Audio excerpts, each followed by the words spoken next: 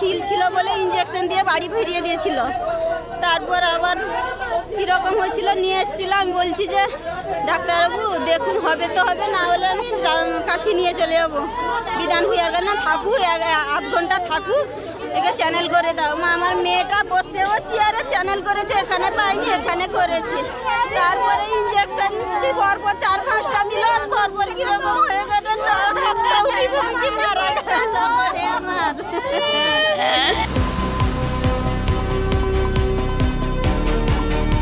তো আমার যেটুকু সীমিত পরিষেবা আমি এখানে দিতে পারবো, আমি সেটুকুই দেওয়ার চেষ্টা করে পেশেন্টটাকে রেফার, যখন আমি বুঝতে পারি যে পেশেন্টটা এখানে থাকার মতো নয়, পেশেন্টের শ্বাসকষ্ট শুরু হয়েছে, পেশেন্ট ডিটোরিয়েট করতে শুরু করেছে, তখন আমি পেশেন্টকে রেফার করি।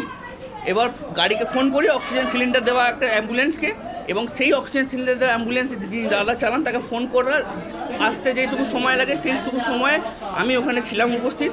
পেশেন্টের মা বাবা ছিলেন মনে হয়, উনি মা বাবা ছিলেন মনে হয়, মা ছিলেন, উনি মা ছিলেন আর দুজন ছিলেন মনে হয়, দুজন ভদ্রলোক ছিলেন। অক্সিজেন সিলিন্ডার আছে কিন্তু অ্যাম্বুলেন্স, অক্সিজেন সিলিন্ডার যুক্ত অ্যাম্বুলেন্স হসপিটালে একটি মাত্র আছে, এবং সেটি আসতে যেটুকু সময় লেগেছে আমাদের রেফার করতে সেটুকু সময় লেগেছে। আমাদের রেফার লেখা হয়ে গেছিলো, কিন্তু বাচ্চা তাদের মানে পরিবারকে আমরা যখন ইনফর্ম করি, তারা ফোন করে, আমাদের হসপিটাল থেকে ফোন করে দেওয়া হয় অ্যাম্বুলেন্স ড্রাইভারকে। এবার সেই ড্রাইভার দাদা এলে সে বাচ্চাকে নিয়ে যাওয়ার কথা ছিল, কিন্তু তার ওইটুকু সময়ের মধ্যেই বাচ্চা হঠাৎ করে কোল্যাপস করে যায় এবং বাচ্চারা মারা যায়। তাই কি এই রণক্ষেত্র চেহারা নিল? কিন্তু তাদের পেশেন্ট পার্টি কোথাও মনে হয়েছে যে আমার চিকিৎসার গাফিলতি বা হয়তো ইঞ্জেকশনের ভুল দেওয়ার কারণে এটা হয়েছে, কিন্তু এটা খুব একটা ভুল অভিযোগ।